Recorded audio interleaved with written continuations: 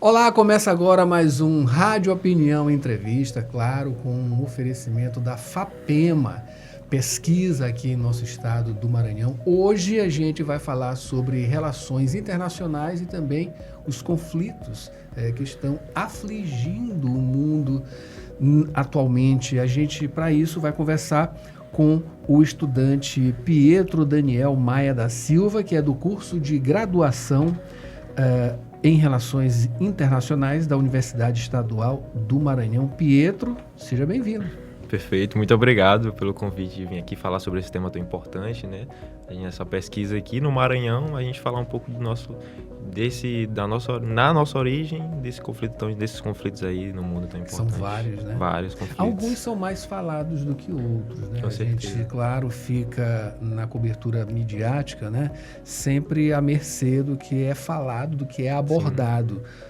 Rússia, enfim, Israel, Hamas, ali na faixa de Gaza, enfim, esses são os principais. Mas tem vários outros conflitos acontecendo neste momento, né? Sim, com certeza. Esses são os conflitos mais falados, a gente vai ver na mídia sendo mais falados. Primeiro, a gente tem duas vertentes, né? A gente tem um conflito de Rússia e Ucrânia, a gente tem um conflito muito falado, muito por se passar na Europa, tem um contexto histórico e também tem interferência dos Estados Unidos. Então a gente tem esse elo em comum.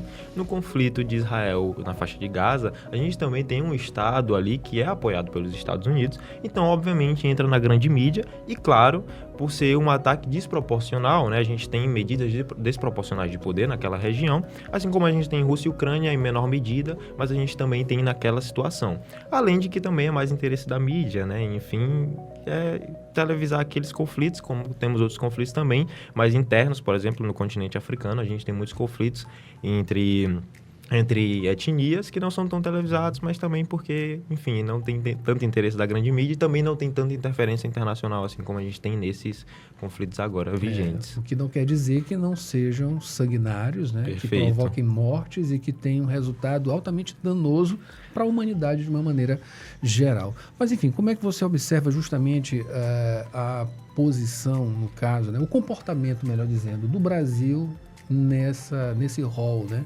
Que são conflitos, né? De alguma maneira ou de outra tem contatos, né? Mais estreitos com alguns países e outros não, mas a postura do Brasil ela é totalmente tranquila. Sim. A postura do Brasil em si, na verdade, ao longo da história, é uma posição de neutralidade, né? O Brasil não se mete em si em assuntos internacionais, muito menos em guerra. Tirando, obviamente, guerra nas situações da Segunda Guerra Mundial, que o Brasil teve que interferir, né? Porque foi atacado alguns submarinos do Brasil, enfim, a gente tem esse contexto histórico. Mas o Brasil em si não se mexe em guerras em si, é mais uma posição neutral, tanto que a gente vê o papel do Brasil nesses conflitos internacionais é mais de posicionamento, nota de esclarecimento, enfim. Se a gente for sair já do lado combativo mesmo de conflito em si, o Brasil ele é afetado às vezes por comércio, né? A gente também ia ter O Brasil ia ser afetado agora pelo comércio na questão do ataque de Israel a Irã, que ia fechar um certo canal muito importante ao comércio internacional. Então, o posicionamento do Brasil é mais ali na tentativa de mediar, na mediação, mas, enfim, não só o Brasil é muito neutral, né, nesses conflitos, como outros países também, da Europa principalmente. Tanto que a gente vê que as posições dos países é mais de não declarar um apoio a um lado, é mais de ficar neutro. Claro, tirando ali a posição da guerra entre Rússia e Ucrânia, que envolve também a Europa, né? Tem que levar em consideração também, claro, né, que esse nosso posicionamento de maior tranquilidade, ele, obviamente, não leva em consideração alguns comentários, né? Exemplo que alguns presidentes, no caso também o nosso atual, claro, Lula, né, faz de alguma coisa, emitindo ali algum juízo de valor. Isso aí não interfere justamente nisso, né? No posicionamento cristalizado, digamos assim, do Brasil em relação a esses conflitos, né? Perfeito. É óbvio que pode ter um posicionamento do chefe de Estado, chefe de governo. Que não quer dizer que é o posicionamento do país. Exato, não quer dizer que é o posicionamento do Brasil em si em relação ao conflito. Até porque, normalmente, quem faz o posicionamento, quem faz a política externa brasileira é o Itamaraty, né? Então, é um grupo de diplomatas, um corpo de diplomatas que tem a especialidade naquilo. Obviamente, o chefe de Estado, o chefe de governo é assessorado, mas, enfim, pode ter ali algumas falas em si que diferem um pouco daquele instante do Brasil, né, em sua posição de neutralidade. Falando sobre essas motivações, obviamente a gente sabe que as questões relacionadas à economia, elas são as primeiras, né, claro, que vêm, né, no caso de uma preocupação, especificamente no Brasil.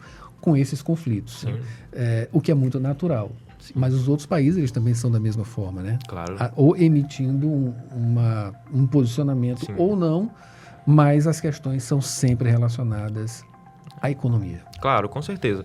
Principalmente dos países que não estão diretamente envolvidos no conflito, né? Mas os países que estão envolvidos no conflito também, além de que indiretamente ali, como os Estados Unidos, se preocupam também com as questões econômicas, né? Quando a gente foi ter essa questão que eu falei, de um certo bloqueio ali pelo Irã, de um canal do comércio exterior muito importante, todos os países se mobilizaram para que aquilo não acontecesse. Tanto que teve ali um resfriamento um pouco, dizendo até que ia ter um cessar-fogo entre as partes, que iria ser resolvido, e os Estados Unidos como player principal, né? Ali mediando os conflitos. Por quê?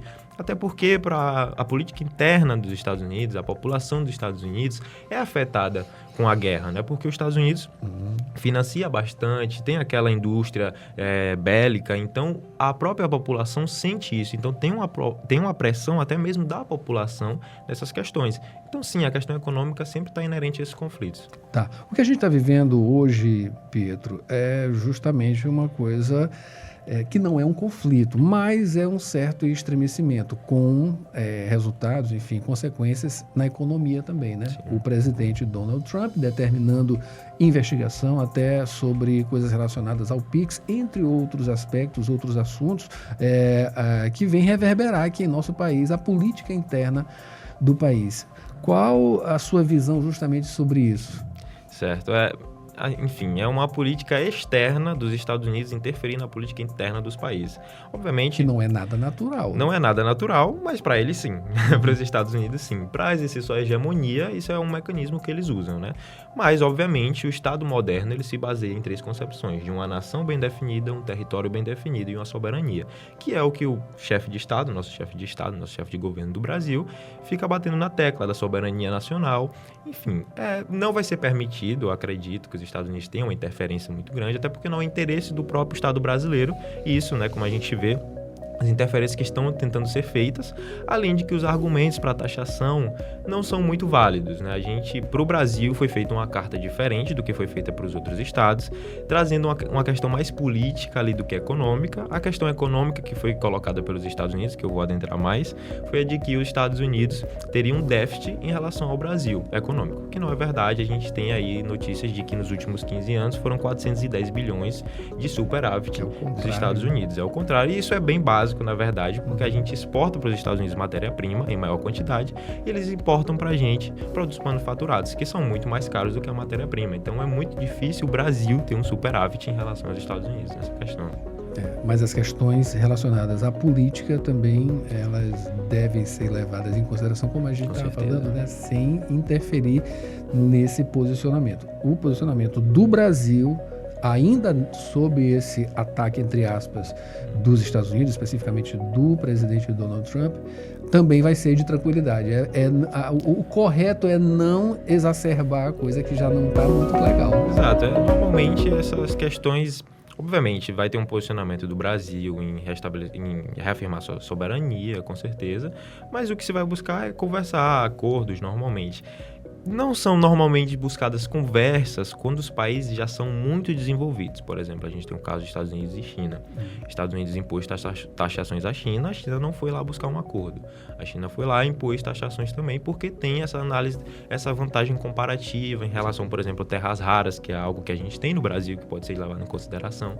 Então, assim, vai se buscar a conversa, mas o Brasil também não vai deixar de lado sua soberania, né? Vai tentar reafirmar sua soberania em muitos casos e muitas medidas também. Pietro, falando especificamente agora sobre a sua pesquisa, estratégias de guerra e tensões mundiais, como é que está sendo desenvolvida, como foi desenvolvida, melhor dizendo? Perfeito, Eu entrei na pesquisa num momento assim bem propício, muito ruim para a humanidade, mas com muita coisa para analisar. Rico para a pesquisa, né? Exatamente. No momento que eu entrei no segundo período do curso, né? E foi o primeiro plano de pesquisa, apoiado pela FAPEMA. E aí, nesse momento, foi eclodindo ali o nosso conflito que a gente tem de Israel e a faixa de Gaza. Sim. E ali, a medida que foi feita foi análise de dados, teorias, principalmente, teorias políticas, teorias da formação de Estado moderno, que é como metodologia, para tentar entender o que é que leva a esses conflitos, por que no Oriente Médio tem essa tensão, e tentar entender as estratégias que são usadas, por exemplo, no século XXI em relação aos outros séculos, né, que tem umas nuances bem diferentes em relação aos outros séculos e os conflitos que foram levados nos outros séculos. Certo. Uma coisa bem específica em relação a esse conflito, né? É que não é especificamente entre dois países, né? Claro. É bom lembrar isso. Eu queria que você falasse justamente dessas características que levam ao entendimento de que há, já foi classificado como genocídio, né? Justamente nesse termo, né? Esse termo ele é forte para você, é um genocídio, enfim, qual é o seu posicionamento, lá da sua análise, né? Sobre isso? Para a gente entrar nesse tema, eu vou tentar trazer aqui o porquê que é falado que não são dois países, na verdade, mais caracterizado que não são dois estados, né? A gente tem o Estado de Israel. Por quê? Como eu falei anteriormente, para se constituir um Estado, ser reconhecido no cenário internacional, a gente tem 3 nuances, que seria a população bem definida, uma nação, um território bem definido e uma soberania. Soberania que seria o poder em última instância, né? Então, no Estado palestino, a gente tem 2 partes. Ali, se a gente for analisar o mapa, a gente tem a faixa de Gaza e a Cisjordânia. Então, na questão do território, já são territórios separados, não são tão bem delimitados. Sim. Então, para se formar uma nação com interesses próprios, culturas próprias, é muito complicado, já que são separados por um Estado que está no meio, Israel. Então, a questão do território já está um pouco defasada, a questão da nacionalidade também.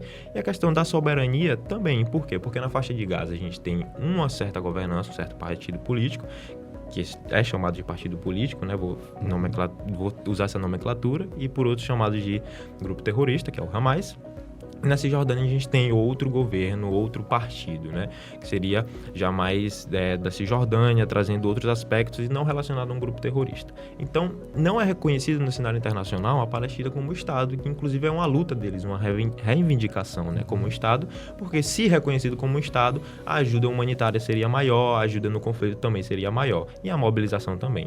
E já, por outro lado, a gente tem um Estado bem estabelecido, né? Israel, muito forte tecnológico e militarmente, com a ajuda dos Estados Unidos. Na sua criação, recebeu mais de 300 bilhões dos Estados Unidos de investimento. Nunca antes um país recebeu tão diretamente assim um investimento externo. Então, a gente tem essas 2 características. E, obviamente, a disparidade de poder é muito grande. Mas aí eu vou entrar num aspecto de por que é chamado de genocídio, né? Na guerra em si, a gente tem regras para a guerra, né? Que se chama o jus in bello, que é o direito humanitário internacional. Jus in bello é o direito internacional humanitário, que é o que se pode fazer na guerra e o que não se pode fazer na guerra. O que não se pode fazer na guerra é obstruir a ajuda humanitária, é obstruir alimentos, é matar civis. Então, assim, é chamado de genocídio porque claramente não tem como esconder, né? Obviamente. É desproporcional, inclusive. A desproporção do ataque e também como é feito os ataques a Gaza, né? Que não é de agora, mas agora está mais acentuado. A questão da obstrução de ajuda humanitária, a questão de ataque a civis.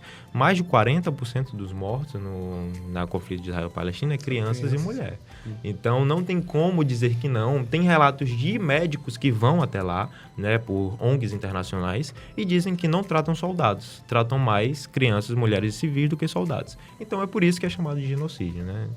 Perfeitamente. Maravilha. Pietro, eu quero agradecer sua presença aqui, essas informações, tá?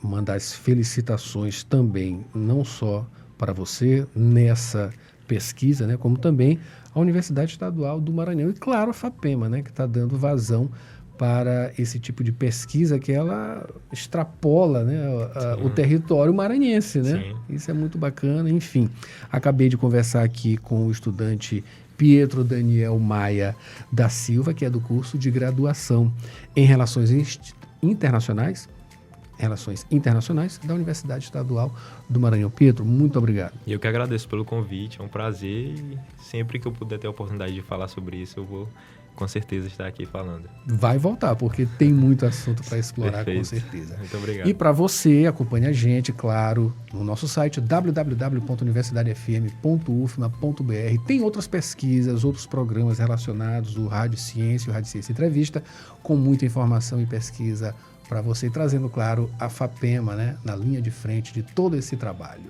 Até a próxima.